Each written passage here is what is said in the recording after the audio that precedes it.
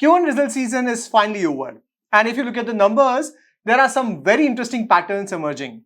Some themes have clearly stood out, with companies delivering strong growth, upgrading their guidance, and in some cases, entering completely new growth phases. But what I find more interesting is that it's not just about a few companies outperforming. There are some broader themes playing out across the market. So in this video, I want to step back from individual stocks and look at the bigger picture. Which themes actually worked in Q1? Which companies delivered exceptional results? What is management saying about the next few quarters? There are quite a few themes to cover. So I'm splitting this video in two parts. This is part 1 of the video where we'll cover 4 themes. In second part, we'll cover the remaining 5 themes. Alright, let's get started. First theme that has outperformed in Q1 result season is CDMO theme. Basically, CDMO is like an outsourced manufacturing and development partner for a pharma company. A pharma company may discover a new drug, but instead of building its own factory and doing everything itself, it can hire a CDMO to help develop the manufacturing process and then manufacture the drug for it. And this is becoming a big opportunity for Indian companies. Global pharma companies are increasingly outsourcing this work, while also they are looking to diversify their supply chain beyond China. India already has a strong pharma manufacturing ecosystem, so companies here are getting an opportunity to become long-term partner for global pharma companies. And what is interesting is that many Indian companies are moving from making basic APIs and generics to much more complex, higher value product. For instance, look at Laurus Lab. Its revenue grew 29%, PAT jumped 126%, and CDMO revenue jumped 67% year-on-year in Q1. What makes this more interesting is the quality of growth. Commercial supplies now make up around 55% of CDMO revenue. So the business is moving from development projects towards recurring commercial manufacturing. Management wants CDMO to contribute at least 50% of revenue by FY30, and they are adding significant capacity, including a new peptide facility. Then look at Divis Lab. Its Q1 revenue grew around 28% and PAT jumped 66%. The biggest takeaway from Divis Con Call was company is moving into a new growth phase. The existing business remained extremely strong, but bigger opportunity is that its large investment in custom synthesis, peptide, and contrast media are now moving towards commercialization phase. Management is also confident about double-digit revenue growth in FY27 while expecting margins to remain broadly at FY26 level. So Divis gives us the example of a high-quality pharma company adding multiple new CDMO opportunities without compromising its existing business. The next great results are from Acuitas Chemical, earlier known as Army Organics. Its revenue grew 59% and PAT increased by 70%. Management continued to guide for 25% revenue growth in FY27 with stable margins. But the bigger point is the CDMO pipeline. Management has reiterated its 1,000 crore CDMO revenue target for FY28 and are confident of beating it. By the way, we have discussed all these 3 names multiple times on our channel from very low levels. Then another company that I track very closely is Neuland Lab. Its PAT jumped 975% year-on-year to 147 crore. But again, I would not focus only on that huge profit growth because the base was very small last year. The underlying story is that its commercial manufacturing business is scaling up and capacity utilization is already high.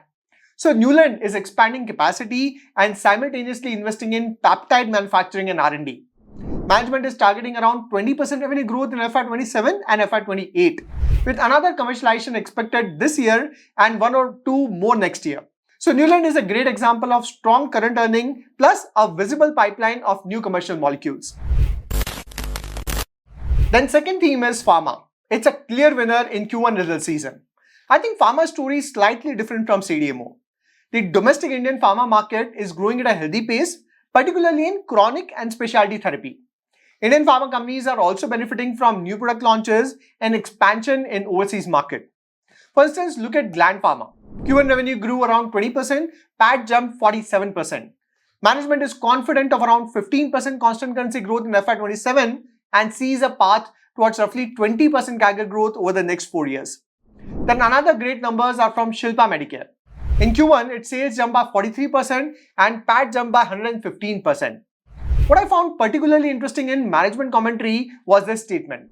The reinvesting is largely behind us, the harvesting is ahead of us. And I think that sums up Shilpa's story quite well.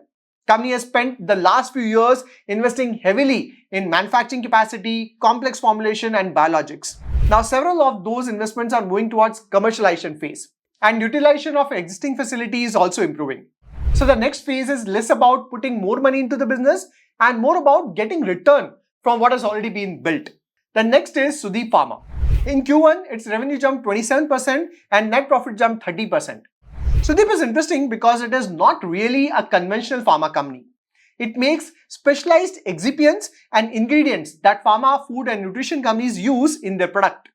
Its specialty ingredients business is growing rapidly, and company has already built capacity that can almost double the existing business without significant additional capex. But what makes this story even more interesting is that management is now entering battery material segment, which could become a completely new growth engine over the next few years. Then look at Marks and Pharma. In Q1, its sales jumped 36% and net profit jumped 170%.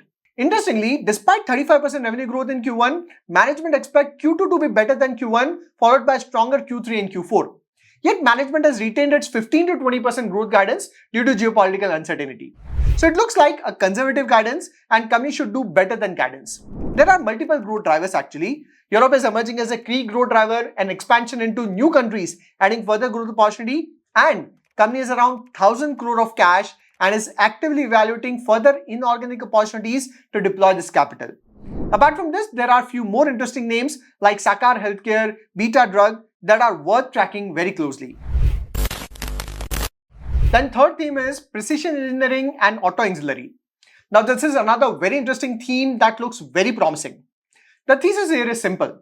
India is moving from being a low-cost manufacturing country to becoming a supplier of increasingly complex components. Global OEMs are outsourcing more, EVs and new vehicle architectures are increasing the content per vehicle, while aerospace, defense and semiconductor companies are also looking for reliable suppliers. This gives Indian precision engineering company an opportunity to win larger, long-duration order, increase their value add and gradually diversify beyond traditional auto.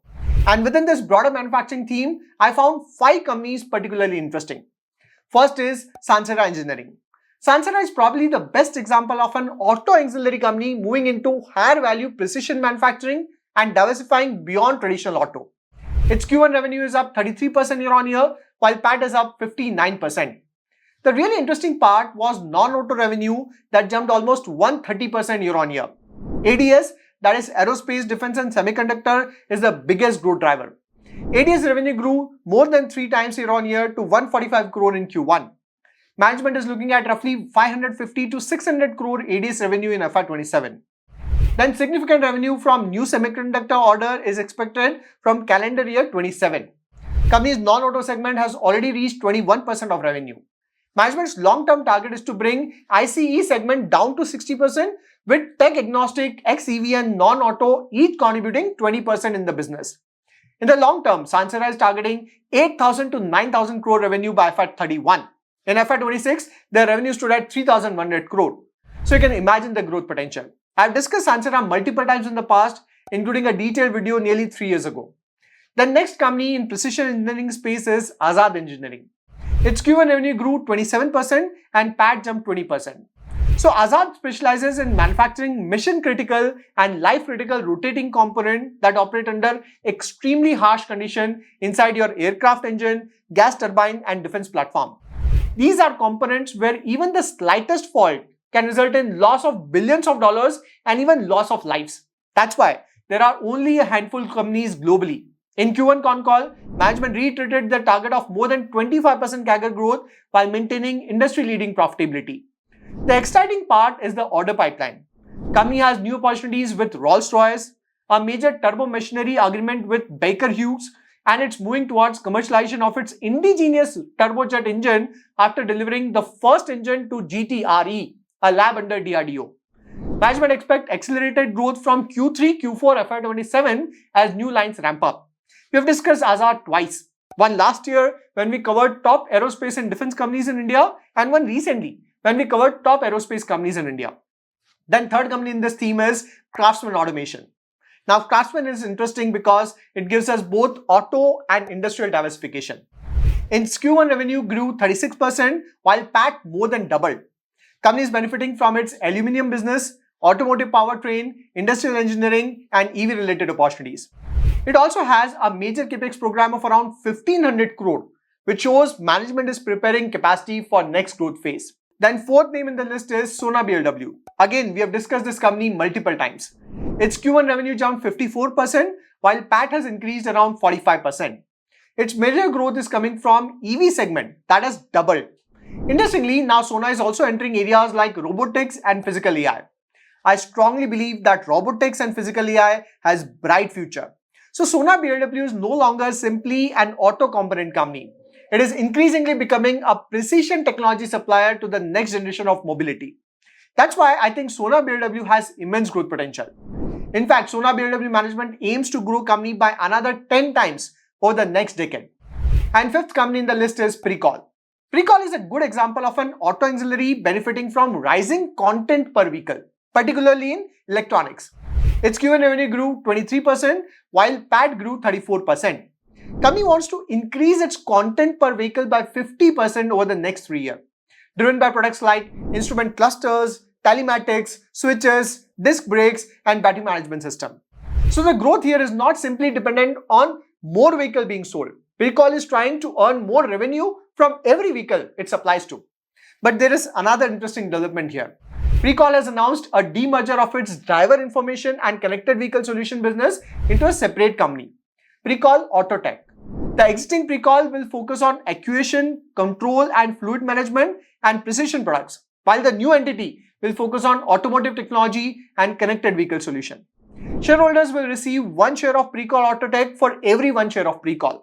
The idea is to create two focused business with separate management and capital allocation that can improve growth visibility and potentially unlock the value for investors. We have discussed Precol multiple times in the past. Then fourth theme is data center or AI. It's no secret that AI is creating a massive new infrastructure cycle. Every time a new data center comes up, it needs GPUs, servers, cooling, but before all that, it needs connectivity and more importantly, lot of electricity. AI data center consume far more power and require much more fiber connectivity than traditional data center. So the opportunity is spreading beyond data center operators to companies supplying optical cable, fiber, your power equipment, generators, and various other critical infrastructure.